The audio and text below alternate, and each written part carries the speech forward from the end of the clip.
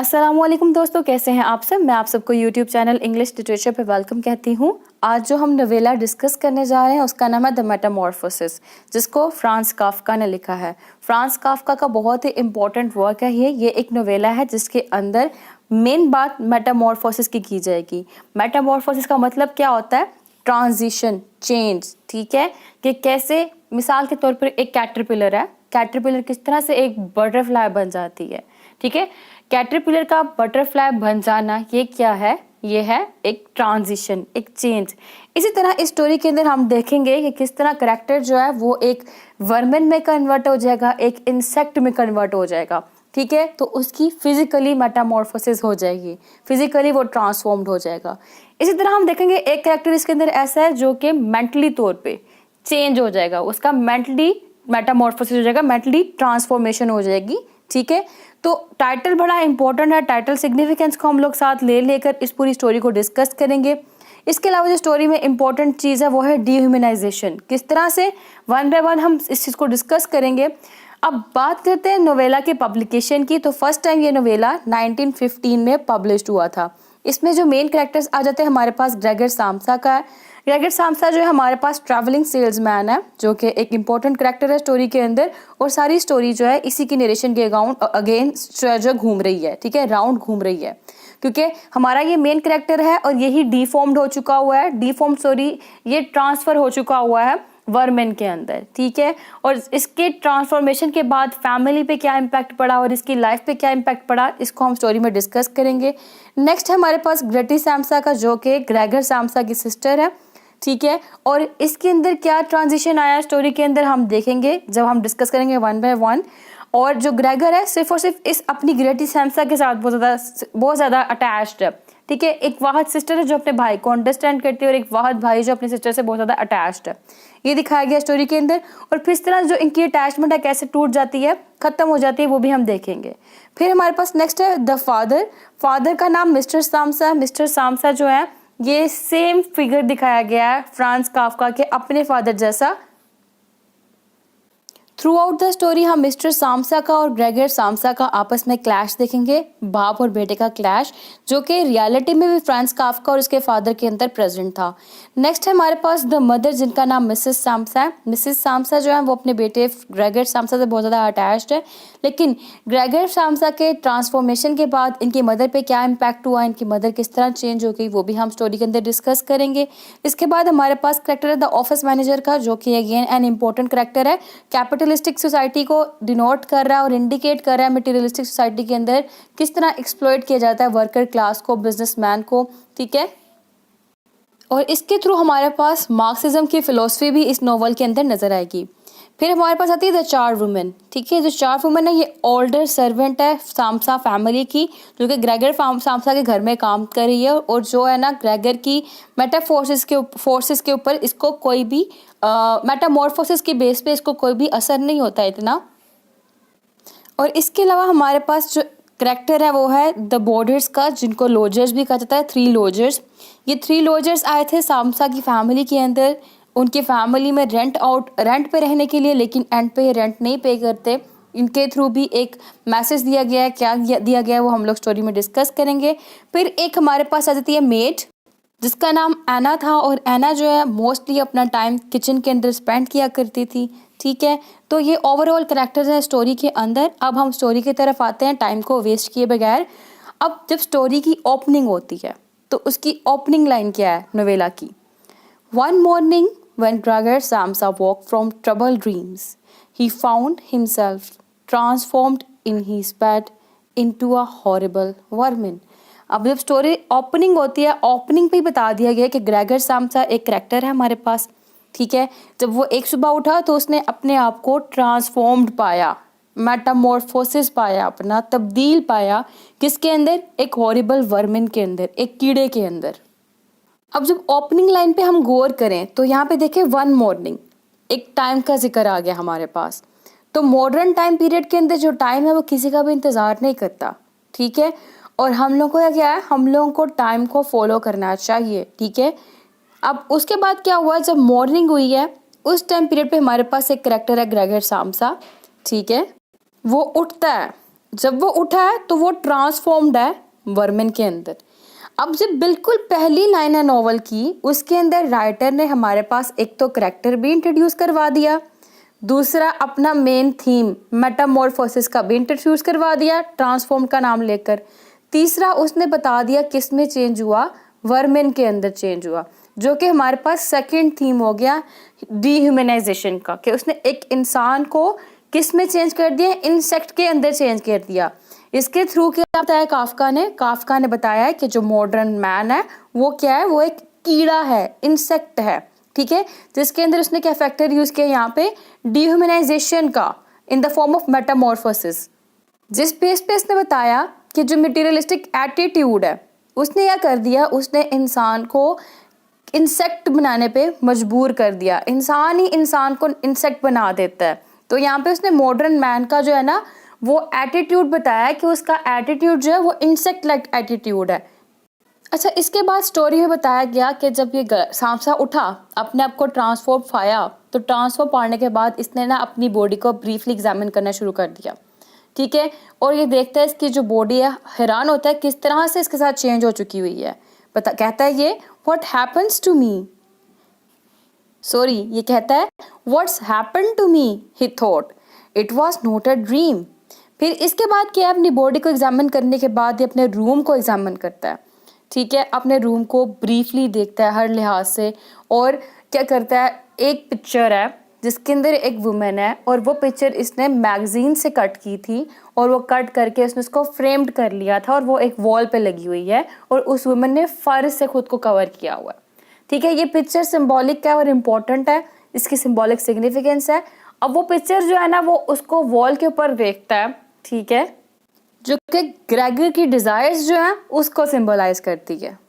फिर इसके बाद आउटर डिस्क्रिप्शन बताई गई है कि बाहर रेन हो रही है, लेकिन इस रेन होने के बावजूद ये रूम में अकेला है, और सोने की कोशिश कर रहा है, लेकिन Gregor can not fall asleep, सो नहीं पाता, और कहता है how about if I sleep a little bit longer and forgot all this nonsense, ठीक है, और ये चीज़ क्या इंडिकेट कर रही है, इसकी एलियनेशन को बता रही है, इसकी एग्जिस्टेंशियलिज्म को बता रही है, ठीक है।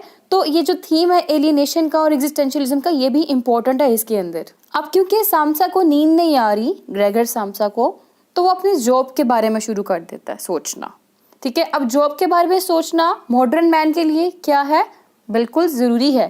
क्यों ज़रूरी है, क्योंकि मॉडर्न मैन एक मशीन बन के रह चुका हुआ है मटीरियलिस्टिक सोसाइटी के अंदर। आप हैं, कोई भी है, वो थ्रू एंड थ्रू जॉब के बारे में ज़रूर सोचता है। और यहाँ पे उसने जो वर्मिन का नाम दिया है ना, इंसान को कीड़ा बना दिया है, वो इसीलिए बना दिया है क्योंकि अब वो क्या है, वो भी जॉब के बारे में सोचता है, और इंसान भी, मॉडर्न मैन भी जॉब के बारे में ही सोचता है। और सोचता किस लिहाज से है कि उसने इस मॉडर्न मैन के अंदर रोबोट लाइक ज़िंदगी गुजारनी है अपनी फैमिली को चलाने के लिए। अब ग्रेगर सांसा जो है फ्रांस काफ्का की तरह जॉब करना पसंद नहीं करता था, ठीक है। हमें रिवील होता है कि ये ट्रैवलिंग सेल्समैन है, और ये कहता है travelling day in and day out, ठीक है, और इसके ऊपर ये क्या कर रहा है, ये दुख कर रहा है, तकलीफ कर रहा है, इस चीज़ को लाइक नहीं कर रहा। अब वो ये करता है कि वहाँ पे रिवील होता है ये क्या है, सांसा वॉज अ ट्रैवलिंग सेल्समैन, ये कोटेशन है बुक की। अब जब ये पता लगता है कि ट्रैवलिंग सेल्समैन है, तो पता लगता है कि ये इस चीज़ को पसंद नहीं करता, ये हेट करता है ट्रैवलिंग को। क्यों? क्योंकि इसको जल्दी उठना नहीं पसंद, ठीक है। Same is the case with the writer को भी अपनी जॉब नहीं पसंद थी, बट उसको अपने फादर के लिए और अपनी फैमिली के लिए करना पड़ रही थी। और जो हमारा यहाँ पे करेक्टर है, करेक्टर के साथ भी यही चीज़ है कि करेक्टर को भी जॉब नहीं पसंद, उसको अपनी फैमिली के लिए, अपनी फादर के डेप्थ उतारने के लिए जॉब करना पड़ रही है। तो ये स्टोरी जो है बेसिकली क्या है, ऑटोबायोग्राफिकल स्टोरी है, ठीक है। ये नोवेला ऑटोबायोग्राफिकल नोवेला है, और ये ऑटोबायोग्राफिकल जो है ना क्वेश्चन, ये भी इम्पोर्टेंट क्वेश्चन है। अच्छा, अब इसके बाद क्या होता है, ग्रेगर जो है ना वो उठना चाहता है अपने बेड से, क्योंकि उसको काम पे जाना है। अब वो इतनी पेन में है, अपनी इतनी पेन में होने के बावजूद भी बड़ा परेशान होता है। परेशान क्यों होता है, इसलिए होता है कि अगर वो जॉब पे ना गया तो मेरी फैमिली को कौन खिलाएगा, मेरी फैमिली को कौन पिलाएगा, मेरी फैमिली तो भूखी मर जाएगी, ठीक है। तो मुझे उठना है। हालांकि वो क्या बन गया है, एक वर्मिन बन चुका हुआ है, कीड़ा बन चुका हुआ है। आपने कॉकरोच देखा है? कॉकरोच जैसा कीड़ा बन गया है। हालांकि फ्रांस काफ्का ने अपनी स्टोरी के अंदर जो ये नॉवल लिखा है क्लियर नहीं किया कि जो ग्रेगर साम्सा है वो किसके अंदर कन्वर्ट हुआ है, कौन से कीड़े में कन्वर्ट हुआ है, लेकिन अपीयरेंस बताती है कि वो कॉकरोच जैसे कीड़े के अंदर कन्वर्ट हुआ है। अच्छा, अब उसके बाद जो है ना फ्रांस काफ्का बड़ा परेशान है कि मैं अगर ना गया जॉब के ऊपर तो मेरी फैमिली को कौन खाना खिलाएगा, कौन पिलाएगा, मेरी फैमिली तो भूखी मर जाएगी। तो मुझे उठना है, मुझे जाना है जॉब पे, मुझे काम करना है। ठीक है, वो थ्रू एंड थ्रू मतलब चैप्टर गुजरता है और स्टोरी के अंदर यही स्ट्रगल करता है कि अपने बेड से उठ जाए। तो अब यहाँ पे देख रही है कि वो क्या हो गया, उसका मेटामॉर्फोसिस हुआ फिजिकली। ठीक है, बॉडीली वो चेंज हो गया एक वर्मिन के अंदर, लेकिन स्टिल उसकी सोच क्या है, इंसानों वाली, ह्यूमन थिंकिंग है उसके अंदर। अब ग्रेगर जो है ना एक बड़ा रिस्पॉन्सिबल सर्वेंट है, रिस्पॉन्सिबल ट्रैवलिंग सेलमैन है जो 15 साल से बीमार नहीं हुआ और 15 साल से अपनी कंपनी को सर्विसेज दे रहा है। पिछले 5 सालों से ना इसने एक दफ़ा भी छुट्टी नहीं की, लेकिन अब क्या हुआ है, बहुत ज़्यादा पेन के अंदर है ये, इसकी बॉडी मूव नहीं कर पा रही। ठीक है, और स्ट्रगल करना चाह रहा है ये कि जाए वहाँ पे अपनी जॉब के ऊपर, स्ट्रगल कर रहा है ये, उठना चाह रहा है लेकिन उठ नहीं पा रहा। हालांकि जहाँ पे ये काम कर रहा है उसका जो चीफ है वो बहुत ही क्रूअल किस्म का बंदा है, जालिम किस्म का बंदा है। ये अपनी मुलाजमत छोड़ना चाहता है लेकिन छोड़ता नहीं है। क्यों? फॉर हिज फैमिली, अपनी फैमिली के लिए, क्योंकि इसकी फैमिली ने डेब्ट लिया होता है, कर्ज लिया होता है और इसने कर्ज उतारना होता है उनका। अब इसकी मदर जो है वो इसको काम पे भेजने के लिए, उठाने के लिए आती है, क्योंकि इसने आज तक छुट्टी नहीं की। तो इतना टाइम हो गया अभी तक ग्रेगर साम्सा अपने कमरे से बाहर नहीं आया। तो इसकी माँ परेशान होती, पता नहीं क्या हो गया है। तो इसकी जो मदर है वो इसको उठाने के लिए आती हैं। इसकी मदर कहती हैं, Gregor it's 6:45, did not you want to go somewhere? That's gentle voice, बड़ी खूबसूरत आवाज़ होती है और वो इसकी माँ की आवाज़ होती है। ग्रेगर बड़ा शॉक्ड होता है जब वो अपनी माँ की आवाज़ सुनता है और अपनी जवाब देने की कोशिश करता है।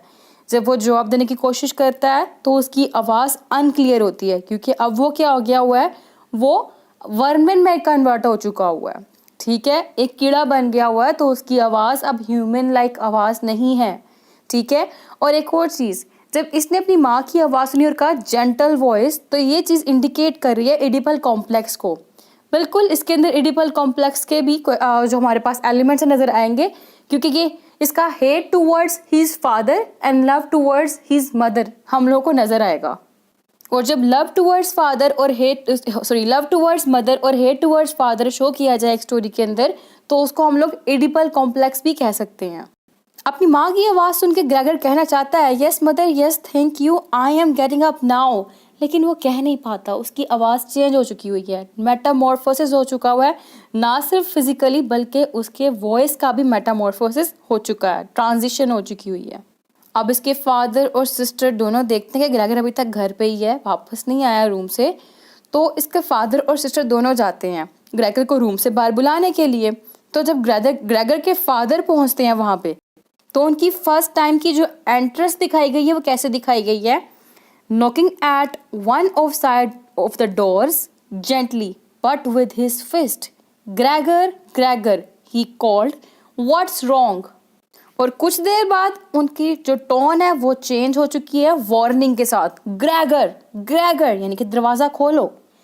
ठीक है, तो अब ये क्या चीज़ है, एंगर फादर का। और यही सेम एंगर हम लोगों को काफ्का के फादर में भी दिखाई देता है। अब सिस्टर आती है, बड़े ही प्यार से दरवाज़ा खटकाती है और परेशान होकर पूछती है, ग्रेगर तुम ठीक तो हो? ठीक है, तुम्हें कुछ चाहिए?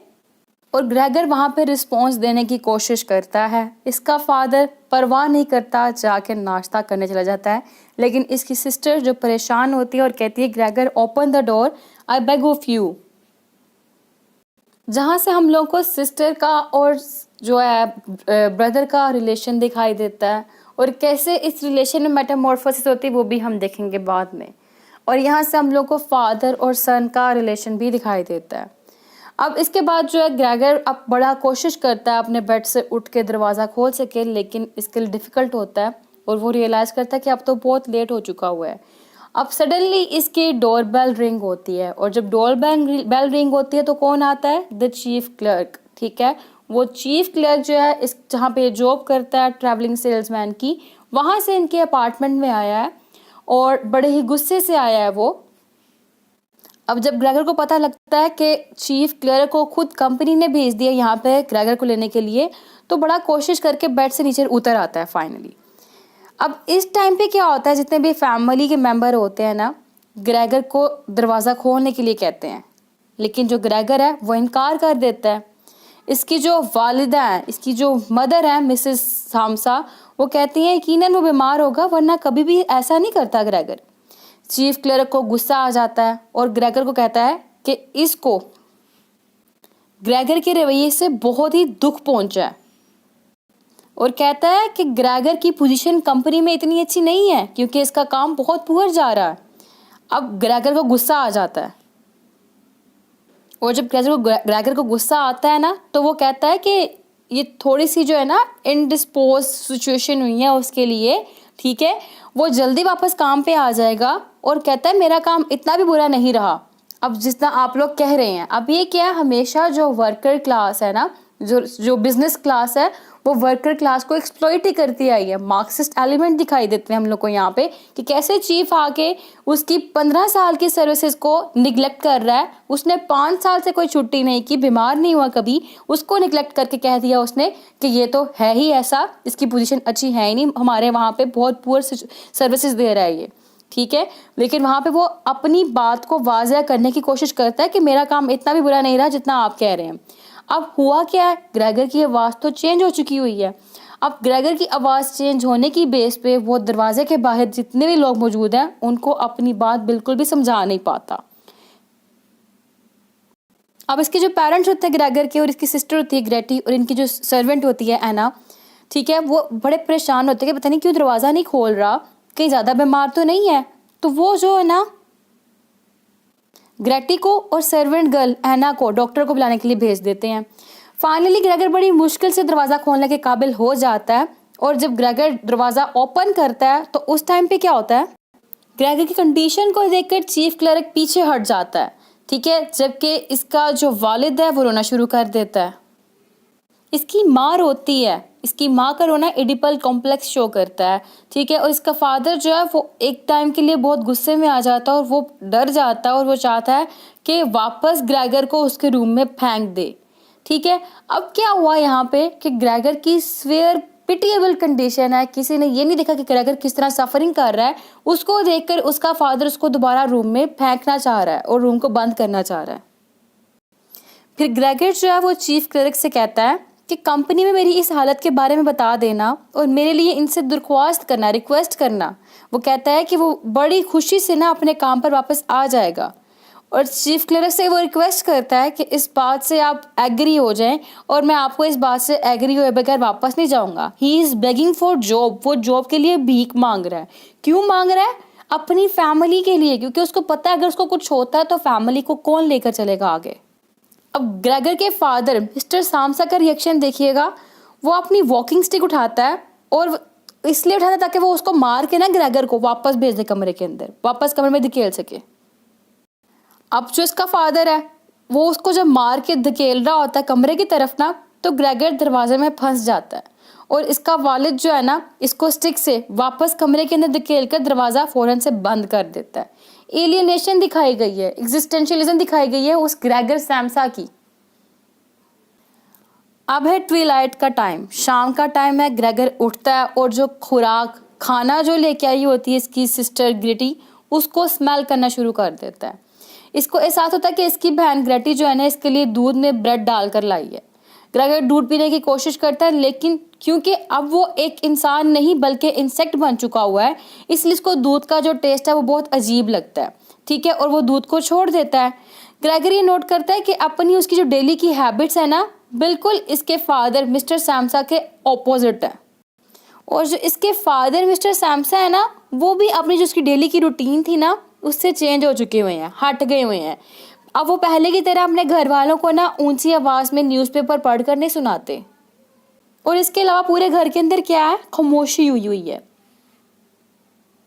ग्रेगर चाहता है कि इसके फैमिली वाले इससे आकर मिलें, लेकिन फैमिली ने क्या किया है, एलियनेटेड वर्ल्ड के अंदर उसको मज़ीद एलियनेट कर दिया हुआ है। उसके घर के बाहर, उसके रूम के बाहर ताला लगाया हुआ है, ठीक है, ताकि कोई भी इसके कमरे में दाखिल ना हो, और कोई भी इसके कमरे में दाखिल नहीं होता।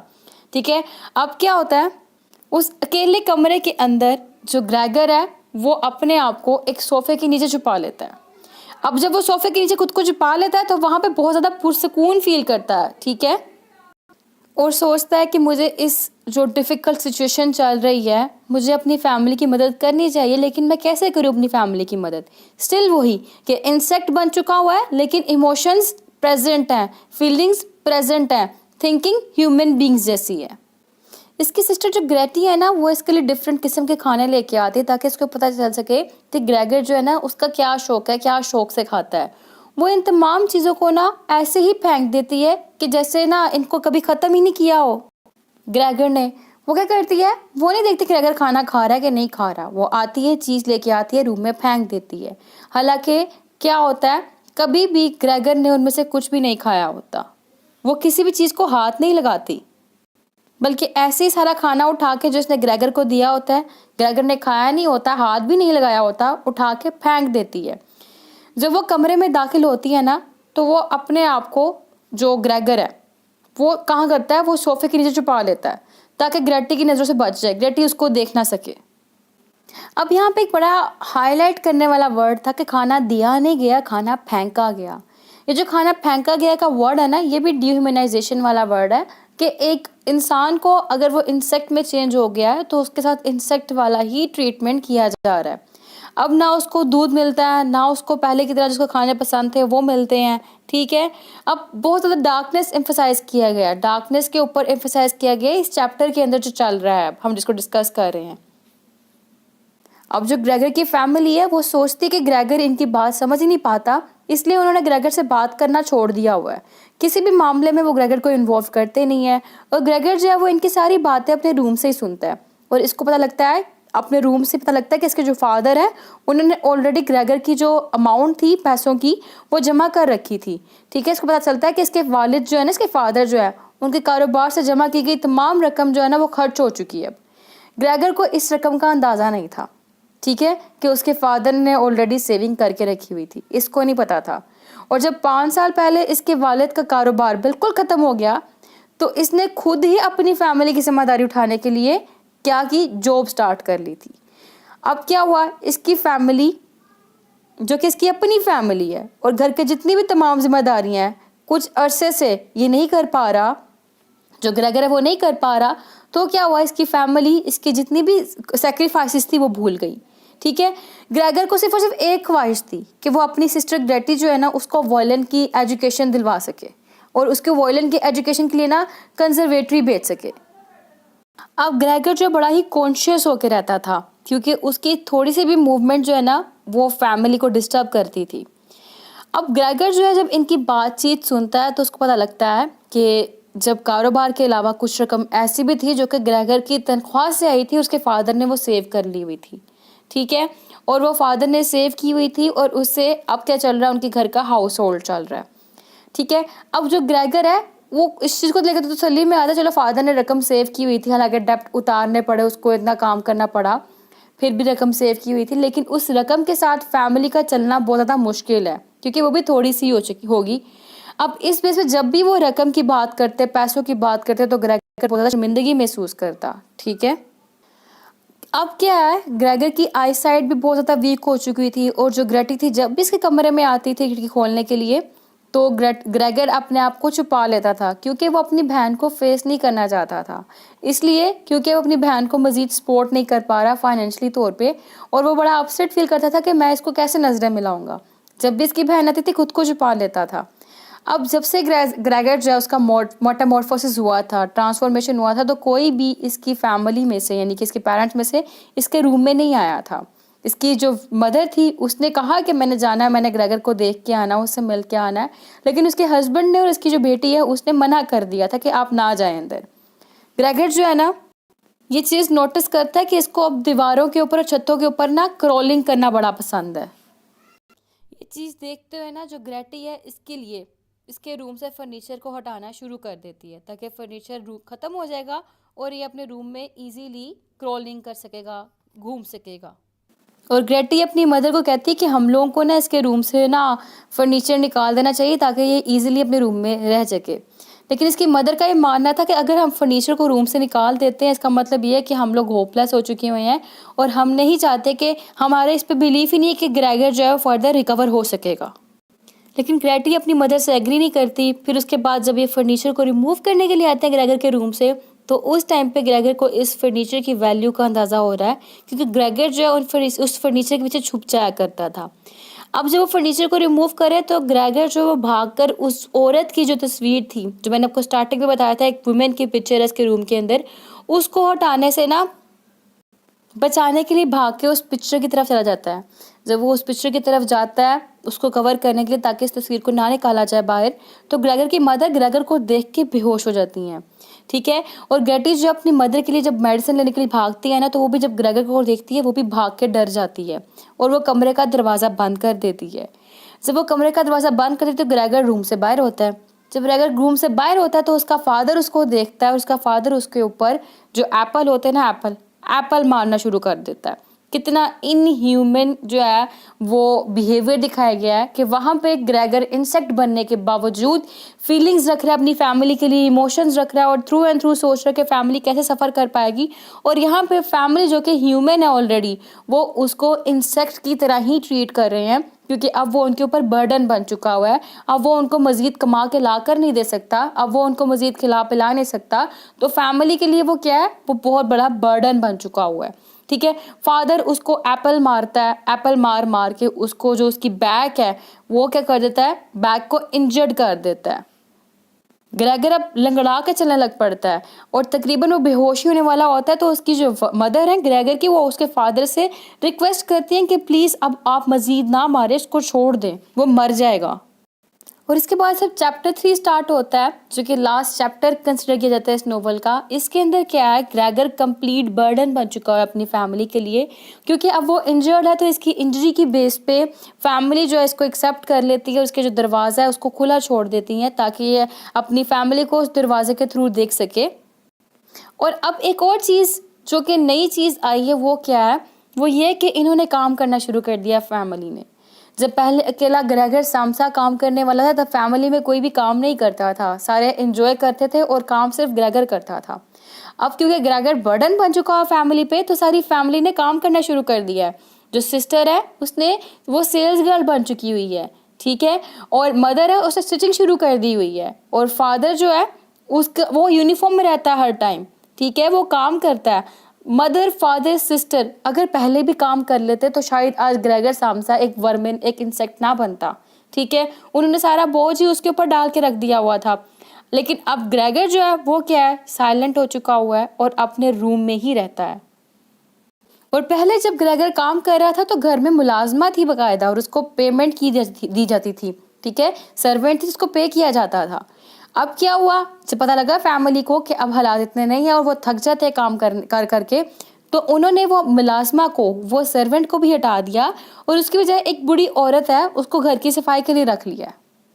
और कोई भी अब ग्रेगर की परवाह नहीं करता। ठीक है, ग्रेगर जो अपने रूम में रहता है और अपने रूम में नॉस्टैल्जिक होकर रहता है, अपने पास की मेमोरीज को सोचता रहता है। ठीक है, इसे इस बात पर बहुत गुस्सा आता है कि इसके घर वालों ने इसे नज़रअंदाज करना शुरू कर दिया है, कोई भी इसका ध्यान नहीं रखता। अब कभी कभार ग्रेटी जो है ना इसके कमरे में सफाई करती है बस, और इसकी खुराक का भी अब कोई खास ख्याल नहीं रखती। ठीक है, ये क्या आ गया, मेटामॉर्फोसिस आ गया सबके बिहेवियर के अंदर भी। जब इसकी वालदा ग्रेटी की गैर मौजूदगी में जब घर की सफाई करना शुरू करती है ना, तो घर में इस बात पे लड़ाई शुरू हो जाती है।